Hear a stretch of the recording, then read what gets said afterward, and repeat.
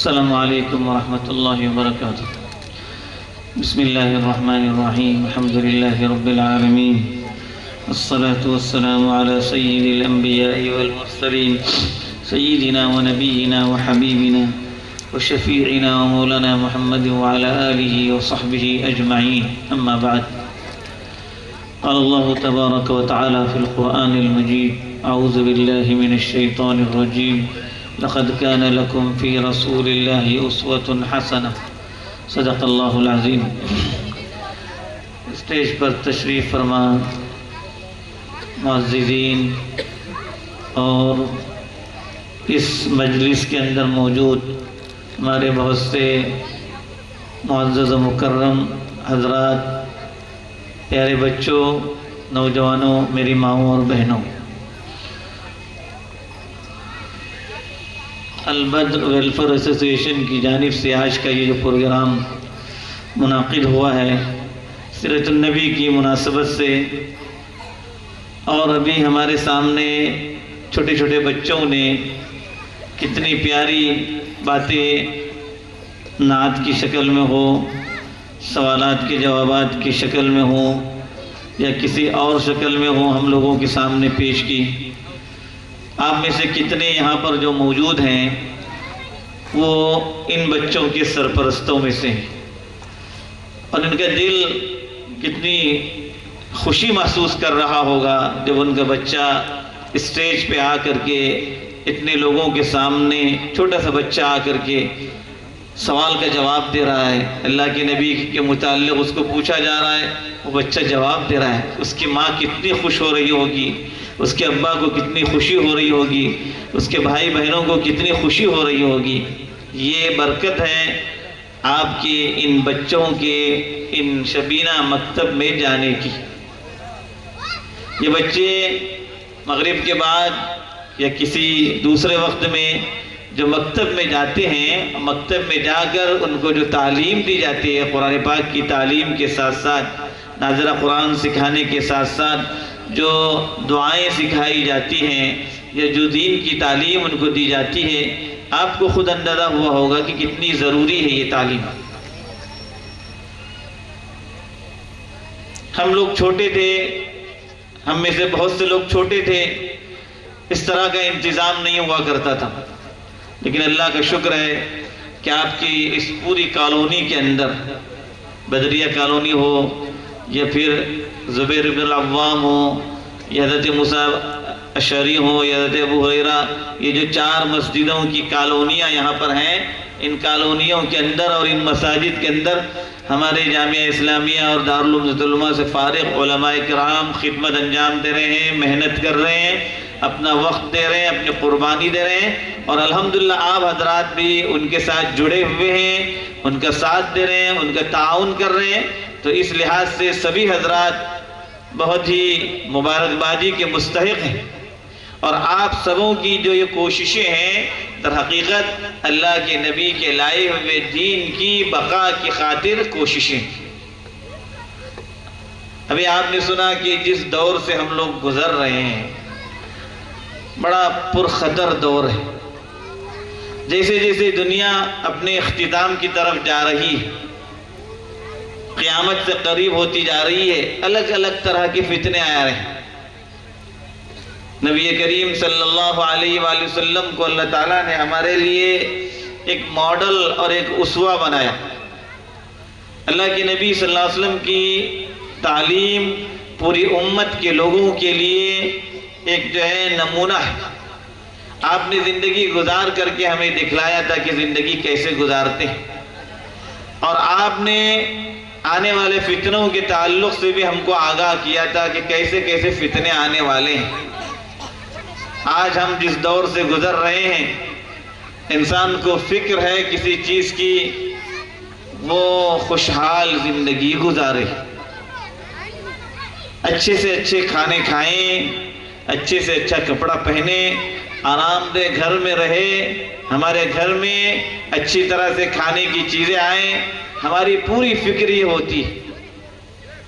کوئی غلط نہیں ہے، ہم اس کو غلط نہیں کہہ رہے ہیں، انسان کو جب بھوک لگتی ہے تو اس کو کھانے کی ضرورت ہوتی ہے، پیاس لگتی ہے، اس کی پیاس بجھانے کے لیے کسی مشروب کی، پانی کی، کسی جو ہے جوس وغیرہ کی ضرورت ہوتی ہے، اور وہ پی لے۔ کوئی گناہ کا کام نہیں ہے، بلکہ یہ صحیح ہے، غلط نہیں ہے۔ انسان پورے دن محنت کرتا ہے، محنت کر کے کمائی کر کے آتا ہے، حلال طریقے سے روزی اپنے گھر میں لاتا ہے، غلط نہیں ہے، بلکہ یہ مطلوب ہے۔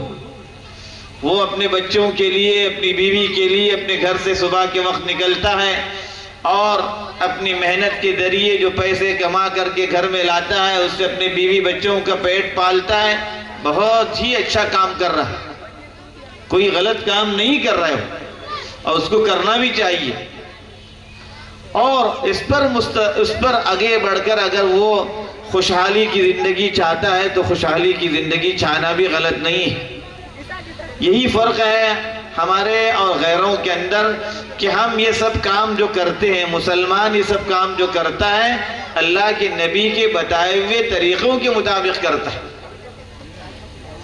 وہ حلال طریقے کو اختیار کرتا ہے، حرام چیزوں سے بچا رہتا ہے، حرام مال سے رکا رہتا ہے، حرام کھانوں سے رکا رہتا ہے، حرام پینے سے رکا رہتا ہے، اس لیے کہ اللہ کے نبی نے اس کو ان سب چیزوں سے منع کیا تھا۔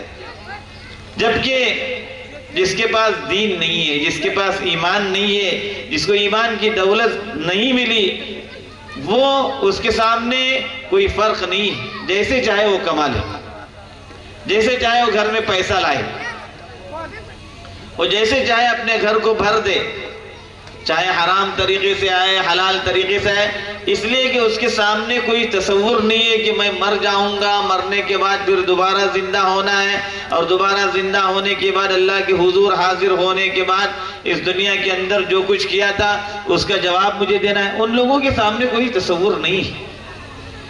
ہم مسلمان ہیں، اللہ نے ہمیں اسلام اور ایمان کی دولت سے نوازا ہے، ہم ایک اللہ کے ماننے والے ہیں۔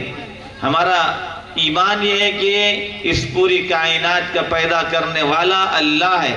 آسمانوں کو اسی نے بنایا، زمینوں کو اسی نے بنایا، آسمان و زمین کے بیچ میں جو چیزیں ہیں اس کو بنانے والا وہی، سمندر کو بنانے والا وہی، سمندر کی تہ کے اندر جو کچھ ہے ان سب کا پیدا کرنے والا وہی۔ صرف پیدا کرنے والا نہیں بلکہ ان سب کا رب اور خالق و مالک اللہ ہے، اور اللہ تعالیٰ کے اس کام میں کوئی اس کا شریک نہیں ہے۔ اس کائنات کے نظام کو، آسمان و زمین کے نظام کو اللہ تعالیٰ کتنی مدت سے چلا رہے ہیں کسی کو معلوم بھی نہیں، کسی کو معلوم نہیں کب سے یہ آسمان کو بنایا گیا، کب سے یہ زمین بنی، کسی کو معلوم نہیں۔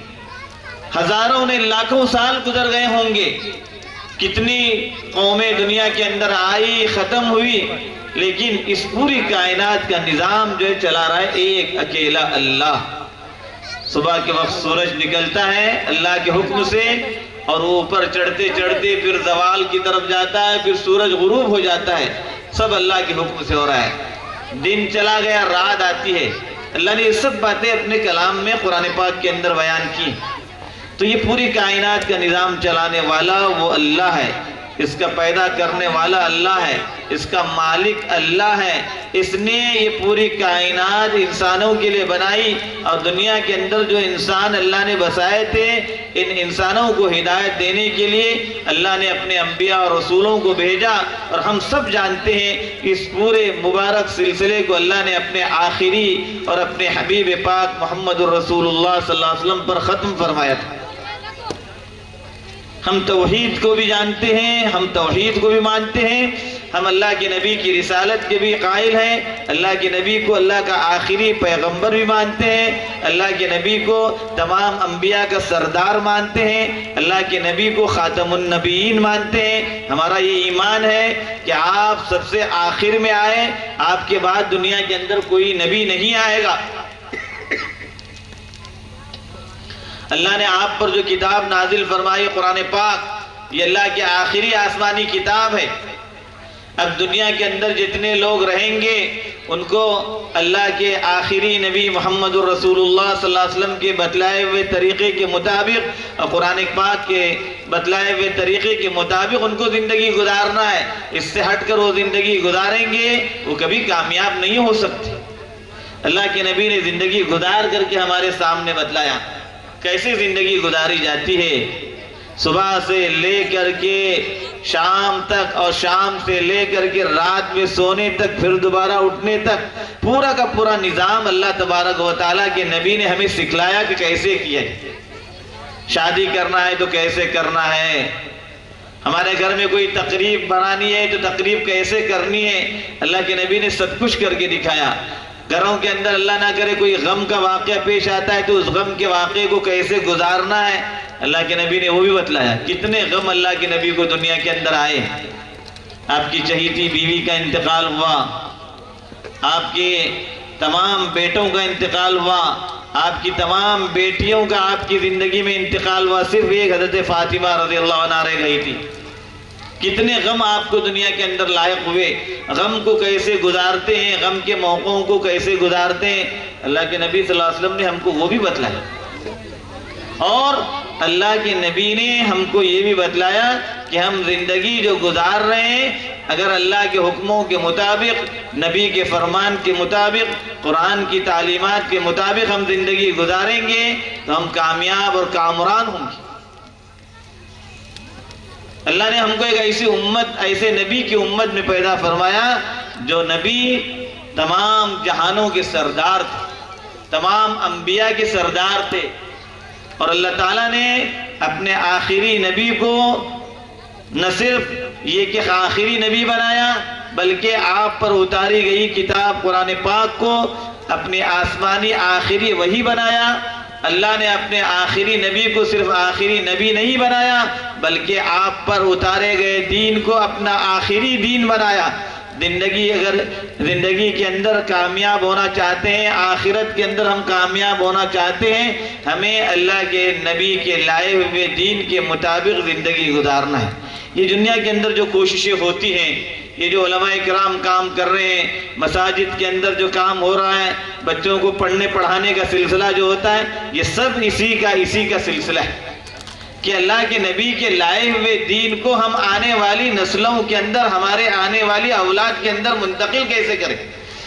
ہم دنیا سے چلے جائیں گے لیکن ہماری اولاد دنیا کے اندر رہے گی، لیکن ہماری اولاد دنیا کے اندر کیسے رہے؟ ایمان کے ساتھ رہے۔ ہمارے بچے دنیا کے اندر رہے، ایمان کے ساتھ رہیں۔ ہمارے بچے دنیا کے اندر رہے، ایک اللہ کی عبادت کرتے ہوئے زندگی گزاریں۔ ہمارے بچے ہمارے دنیا سے جانے کے بعد اس دنیا کے اندر ایک اللہ کی عبادت کرتے ہوئے اور اپنے نبی کو آخری نبی مان کر کے زندگی گزارنے والے ہوں۔ اسی کے لیے کوشش ہوتی ہے۔ ان کوششوں کے لیے ہم میں سے کسی کا کچھ تعاون ہو گیا، ہم کو یہ سمجھنا چاہیے کہ اللہ نے ہمیں یہ توفیق دی کہ اللہ کے دین کے لیے ہماری تھوڑی سی محنت لگ گئی، ورنہ اللہ کے دین کو ختم کرنے کے لیے، اللہ کے نبی کے لائے ہوئے پیغام کو، دین کو ختم کرنے کے لیے چاروں طرف سے کوششیں ہو رہی ہیں اور ہوتی رہیں گی۔ ہم ان کوششوں کے مقابل میں مضبوطی سے کھڑے رہیں گے۔ ہم یہ سمجھیں گے کہ دنیا کی بھی کامیابی اور آخرت کی بھی کامیابی اللہ کے دین پر عمل کرنے میں ہے، لہذا ہم خود دین پر عمل کریں گے، ہم خود اللہ کے نبی کے طریقے کو اختیار کریں گے، ہم خود اللہ کے نبی کے فرمان کے مطابق زندگی گزاریں گے، ہماری پوری زندگی اللہ کے نبی کے حکموں کے مطابق گزرے گی، اور پھر ہماری دنیا سے جانے سے پہلے ہمیں اطمینان رہے کہ ہمارے یہ بچے دین پر رہیں۔ میرے بھائیوں اور بزرگوں، آپ جانتے ہیں کہ آج اس وقت دنیا کے اندر کیا کیا ہو رہا ہے۔ ہمارے بچے بچیاں جو ہے اسکولوں میں، کالجوں میں پڑھتی ہیں، وہاں پر غیروں کے ساتھ ان کے تعلقات ہوتے ہیں، کیسے کیسے ان کے ساتھ جو ہے واقعات پیش آتے ہیں۔ ہم اپنے گھروں کے اندر ان کی صحیح طریقے پر تربیت نہ کرنے کی وجہ سے ہمارے بچے اور بچیاں غیروں سے ان کے جو ہے غلط تعلقات قائم ہو جاتے ہیں، اور ان غلط تعلقات کے قائم ہونے کے نتیجے میں وہ اپنے دین تک کو چھوڑنے کے لیے تیار ہوتے ہیں۔ غیروں کی طرف سے پوری کوششیں ہیں، اور کوششیں یوں ہیں کہ ان کو کسی طرح سے دین سے ہٹا دیا جائے۔ ہماری بچیوں کو، ہماری مسلمان بچیوں کو ان سے جو ہے تعلقات، غیر مردوں سے ان کے تعلقات پہلے پیدا کیے جاتے ہیں، اور پھر ان کو کسی طرح سے پھنسایا جاتا ہے، اور پھنسا کر کے ان کو جو ہے دین سے ہٹا کر کے ان کو جو ہے پھر دوسری جگہ لے جاتے ہیں۔ کتنے واقعات ہو رہے ہیں، ہمیں ان سب واقعات سے چوکنا ہونا چاہیے۔ میری مائیں اور بہنیں بیٹھی ہوئی ہیں، میں اپنی ماں اور بہنوں سے کہوں گا کہ آپ کی بچیاں اسکول و کالج میں جا رہی ہیں، لیکن آپ کو فکر کرنی چاہیے ان کے متعلق کہ یہ دین پر قائم رہیں، غیروں سے ان کے تعلقات قائم نہ ہوں۔ باقی جو تعلقات ایک جو ہے علاقے میں رہنے والے، وہ تعلقات جو اوپری ہوتے ہیں ٹھیک ہے، لیکن ایسے گہرے تعلقات خصوصاً عورتوں کی غیر مردوں سے تو ہونے ہی نہیں چاہیے۔ بچیوں کو ہم یہ سکھائیں، ہمارے بچوں کو ہم یہ سکھائیں کہ ہمارے جو ہے اپنے لوگوں سے بھی تعلقات نہ ہو، غیر مسلمان نہیں، مسلمان اگر جو ہے وہ اپنا نہیں ہے، رشتہ دار نہیں ہے، تو پھر اس سے تعلقات بھی نہیں ہونے چاہیے ہمارے۔ پردہ تو اسی لیے حکم دیا گیا ہے کہ عورت پردے کے اندر رہے۔ غلط تعلقات قائم ہو جائیں گے، اور غلط تعلقات کے نتیجے میں لڑکی گھر سے بھاگ جائے گی۔ ماں باپ نے جو ہے اتنا محنت سے جو ہے ان کی پرورش کی، باپ محنت کر کے کماتا رہا، ماں گھر میں جو اس کی تربیت کرتی رہی، اور بچی بھاگ گئی، کتنا دل پر تکلیف ہوتی ہے۔ تو اس سلسلے میں ہم فکر مند رہیں، اللہ سے دعائیں بھی کرتے رہیں۔ خاص طور سے ہماری ماں اور بہنوں سے، ہمارے جو ہے بزرگوں سے میں کہوں گا کہ آپ اپنے بچوں کے تعلق سے فکر مند رہیں، ان کے حق میں دعائیں کرتے رہیں، اللہ سے اچھا مانگتے رہیں، یا اللہ ہمارے یہ بچے تو ہم کو بھی دین پر قائم رکھ، ہمارے ان بچوں کو اور ہمارے آنے والی نسلوں کو بھی دین پر قائم رکھ، غلط راستے پر ان کو جانے سے اللہ تو ان کی حفاظت فرما، کہیں ایسا نہ ہو کہ غلط راستے پہ چلے جائیں اور یہ پھر دوسروں کی جو ہے دین کو اختیار کرنے لگ جائیں۔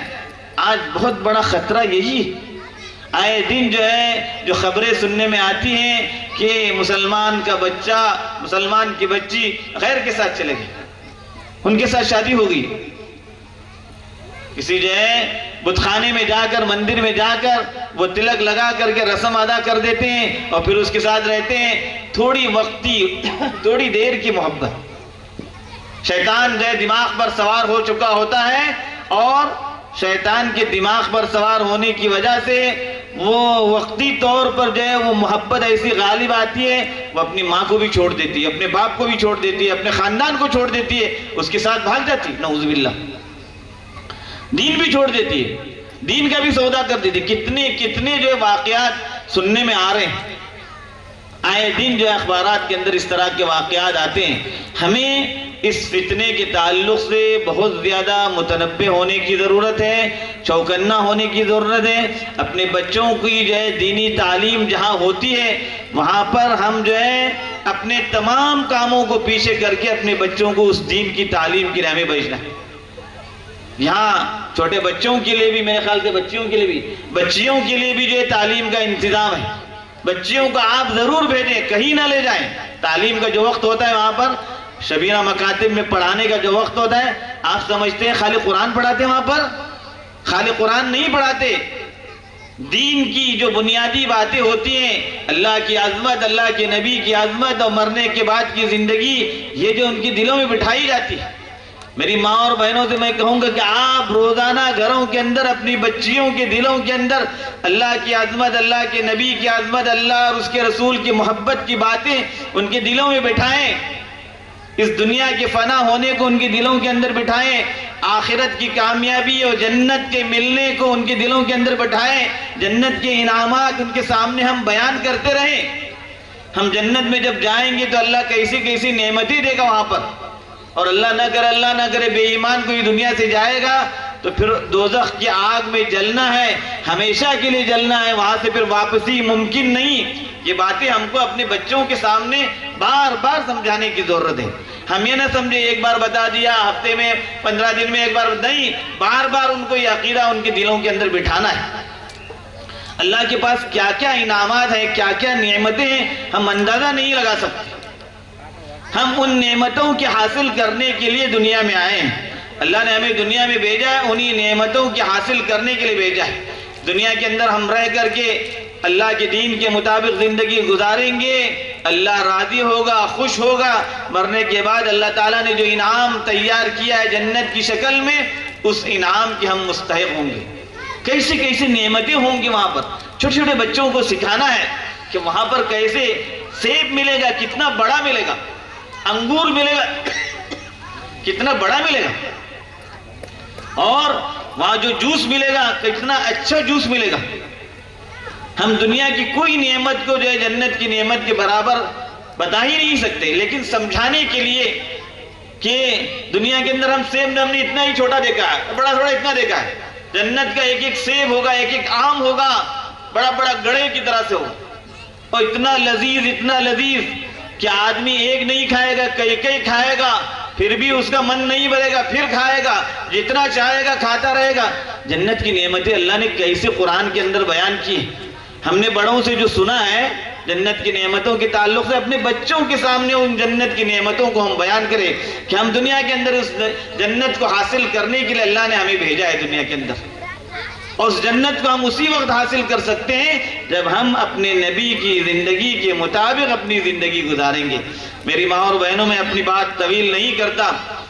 ہم اپنے ان مکتب کے اندر بچوں کو بھیجنے کے تعلق سے میں آپ کو پھر ایک بار کہوں گا کہ کوئی گھر یہاں پر ایسا نہ ہو، ایک گھر ایسا نہ ہو کہ جس گھر کا کوئی بچہ مکتب میں پڑھنے نہیں جاتا ہو۔ جتنا بھی کام ہو، آپ کام کو بعد میں، بچے کو پہلے پڑھنے بھیجنا ہے۔ فری میں آپ کو پڑھایا جا رہا ہے مدرسے کے اندر، کوئی زیادہ پیسہ آپ کو خرچ کرنے کی ضرورت نہیں ہے۔ مسجد میں بچے کو بھیج دیا، وہاں پر یہ مولانا حضرات یا عالم لوگ بیچارے اتنی بڑی بڑی تعلیم حاصل کر کے آئے، آپ کے چھوٹے چھوٹے بچوں کو لے کے پڑھا رہے ہیں۔ دین کی حفاظت کے لیے بیٹھے ہوئے یہ لوگ، یہ مکتب میں قرآن پڑھا رہے ہیں، یہ دین کی حفاظت کر رہے ہیں۔ دین پر جہاں سے حملے ہو رہے ہیں اور بچوں کو دین سے دور کرنے کے لیے جو کوششیں ہو رہی ہیں، اس کے لیے رکاوٹ بنے ہوئے ہیں یہ لوگ۔ اللہ ان علماء کی جو ہے اللہ کے نزدیک کتنی بڑی قدر ہوگی۔ سالوں سال انہوں نے محنت سے پڑھا، ان علماء نے ایک نہیں 8-8 10-10 15-15 سال ان علماء نے محنت کی ہے تعلیم حاصل کرنے کے لیے، اور مسجد میں بیٹھ کر آپ کے بچے کو الف با پڑھا رہے ہیں۔ کیا الف با پڑھانے کے لیے ان کو 15-15 سال پڑھنے کی ضرورت تھی؟ اتنی بڑی تعلیم حاصل کرنے کے باوجود ہمارے یہ علماء کرام محنت کر رہے ہیں۔ ہاں، یہاں پر جتنے لوگ ہیں، جتنی مرد ہیں، جتنی عورتیں ہیں، سب کی ذمہ داری ہے کہ ان علماء کی جو ہے محنتوں کو ہم سمجھیں، کس طرح سے یہ لوگ محنت کر رہے ہیں، ہمارے بچوں کے لیے کتنی قربانی دے رہے ہیں، سمجھا رہے ہیں۔ دیکھیے آپ کے بچوں کا نتیجہ آپ نے ابھی دیکھا، سامنے آئے بچے، کتنی پیاری پیاری باتیں ان کی زبان سے نکل رہی تھی، کتنے خوش ہو رہے تھے آپ لوگ۔ اس لیے میں پھر ایک مرتبہ آپ سے کہوں گا کہ آپ ان بچوں اور بچیوں کے تعلق سے جو وقت ان کے پڑھانے کے لیے متعین ہے، آپ ہرگز اس کو جو ہے ضائع نہ کریں، کسی دن کو ضائع نہ کریں۔ ہر دن بچہ پابندی سے جائے، آپ کا بچہ ترقی کرے گا۔ بچوں کو جو ہے ہمت افزائی کے لیے انعامات بھی دیے جاتے ہیں، لیکن آپ کی ذمہ داری ہے، یہاں کے جو نوجوان بیٹھے ہوئے ہمارے، ان نوجوانوں کی بھی ذمہ داری ہے کہ ہمارے محلے کے اندر کوئی بچہ ایسا نہ ہو جو گھوم رہا ہو، کوئی بچہ ایسا نہ ہو 5 سال کے بعد 10 سال والا کوئی بچہ ایسا نہ ہو جس کو قرآن پڑھنا نہیں آتا ہو۔ ابھی 5 سال کا بچہ ہے اور 5 سال گزر جائیں گے، 10 سال کا بچہ ہو جائے گا، اس کو قرآن پاک پڑھنا آنا چاہیے، اس کو دعائیں آنی چاہیے، اس کو دین کی بنیادی باتیں آنی چاہیے، پھر وہ اسکول جائے، کالج جائے، بڑی بڑی تعلیم حاصل کرے اس کی۔ لیکن یہ بنیادی تعلیم حاصل کرنے کے لیے جو لوگ ان بچوں کا ساتھ دیں گے، ان علماء کا ساتھ دیں گے، ان کی قربانیوں میں اپنی بھی تھوڑی سی قربانی لگائیں گے، اللہ کے نزدیک سب جو ہے قابل قبول ہوں گی۔ اور سب ایسے قابل قبول ہوں گے، اللہ ایسی نظر سے دیکھے گا کہ میرے دین کی حفاظت کرنے کے لیے یہ لوگ بیچ میں آئے تھے، میرے دین کو محفوظ رکھنے کے لیے یہ لوگ آئے تھے، اس بنیاد پر اللہ نوازے گا۔ اللہ کے نبی دنیا میں جس پیغام کو چھوڑ کر گئے تھے، اپنے صحابہ کو دے کر گئے، صحابہ نے اپنے بعد والوں کو دیا، ہم تک یہ پیغام پہنچا، اب ہماری ذمہ داری ہے ہم آنے والی نسل تک پہنچائیں، وہ نسل آنے والی نسلوں کو پہنچائیں گی۔ اس لیے جس کام میں ہم لگے ہوئے ہیں، اچھے کاموں میں ہم لگے ہوئے ہیں، دین کے کاموں میں لگے ہوئے ہیں، اس کو ہرگز ہلکا مت سمجھیے، معمولی مت سمجھیے۔ اللہ کی نظر میں اس کی بڑی عظمت، بڑا مقام ہے۔ قرآن کا ایک حرف پڑھنا، تلاوت کرنا، 10 نیکی ملتی ہے، 10 نیکی۔ الف لام میم، چھوٹے بچے کو بھی میں اگر پوچھوں تو پڑھنا آئے گا اس کو، الف لام میم پڑھو۔ قرآن کے الفاظ ہیں، قرآن کے کلمات ہیں، اللہ کا کلام ہے۔ ایک الف پڑھا 10 نیکی ملی، لام پڑھا 10 نیکی ملی، میم پڑھا 10 نیکی ملی، 30 نیکیاں۔ معنی بھی نہیں جانتے ہم لوگ، اس کے باوجود بھی اللہ تعالیٰ اجر و ثواب دے رہے ہیں۔ تو میرے بزرگوں اور بھائیوں، قرآن کی تعلیم کو، دین کی تعلیم کو عام کرنا، اصل میں دین کو محفوظ رکھنا ہے، اللہ کے نبی کے لائے ہوئے دین کو محفوظ رکھنا ہے۔ ہماری پوری کوششیں اسی پر ہونی چاہیے اور ہماری پوری محنتیں اسی پر لگنی چاہیے۔ اللہ تعالیٰ ہم سبوں کو ان باتوں کی صحیح سمجھ عطا فرمائے، ایمان کے ساتھ ہم سبوں کو دنیا کے اندر اللہ تعالیٰ قائم و دائم رکھے، اور ایمان کے ساتھ اپنے وقت پر اللہ تعالیٰ اپنے پاس بلانے کے وقت میں ہم کو ایمان کے ساتھ بلائے۔ آمین وآخر دعوانا الحمدللہ رب العالمین۔